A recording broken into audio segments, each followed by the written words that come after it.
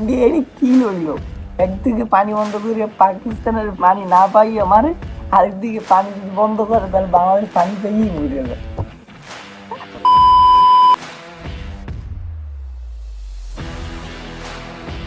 Hello guys, আসসালামু আলাইকুম। আশা করি সবাই বেশ ভালো আছেন।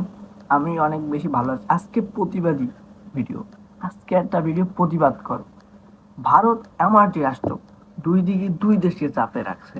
একদিকে পানি যদি বন্ধ করে দেয় তাহলে পাকিস্তান না পেয়েই মরে যায় এক অবস্থা।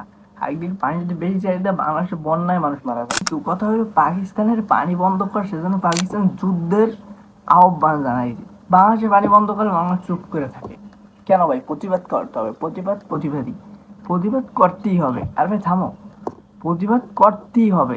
থামো থামো।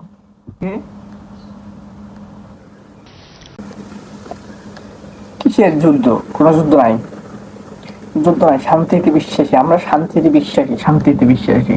হ্যাঁ, আমরা শুধু শান্তিতে বিশ্বাস করবো। ওকে, শান্তি শান্তি শান্তি।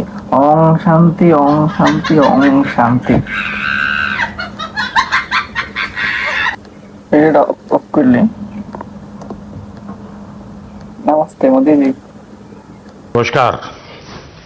बचने के लिए कोई निश्चित उपाय नहीं सूझा सका है।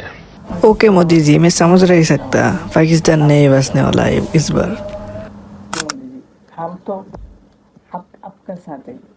आपका साथ है। मेरा बांग्लादेश सब आपका साथ है। पाकिस्तान के साथ युद्ध करेगा। ओके मोदी जी, ओके, नमस्कार। মোদি যে এসে পড়েছিল আমার এখানে। Oh my God, oh my God. A few moments later. ভারত এমন একটি পজিশনে আছে, সিন্ধু নদীর পানি বন্ধ করলে পাকিস্তানে পানি না পেয়ে মারা যাওয়ার পালা। আর এদিকে ফারাক্কাবাদের পানি ছাড়লে বাংলাদেশে বন্যা সৃষ্টি হয়। দুই দিকে দুটি বাঁধ নিয়ে পড়ে রয়েছে। পাকিস্তানকে যদি ছেড়ে, পাকিস্তানকে এখন কখনোই সারের পানিটা বন্ধ করে নাই। যে করছে তারা ওটা যুদ্ধের জন্য বইলে দিয়েছে। ওই নদীতে তা পাকিস্তান ভারতের রক্ত বইবে, তারা সোজা সাপটা বইলে দিয়েছে। কিন্তু বাংলাদেশে যদি ছাড়ে, বাংলাদেশে তো অনেক মানুষ বাড়ি ঘর সব তলায় যায়। বাংলাদেশ তো এর প্রতিবাদ কখনোই করে নাই। করছে? কখনোই করে নাই। কারণ কি? বাংলাদেশ করতেও পারবে না। বাংলাদেশের পারমাণবিক শক্তি দ্বারা প্রতিষ্ঠিত না, যেটা পাকিস্তান পারমাণবিক শক্তি, নিজস্ব পারমাণবিক শক্তি রয়েছে। এই কারণে তারা কাউকে হুমকি দিতে পারে সরাসরি। এটা বাংলাদেশ কখনোই পারবে না। পারতে হলে বাংলাদেশকে কি করতে হবে? বাংলাদেশকে পারমাণবিক শক্তিতে সজ্জিত হতে হবে।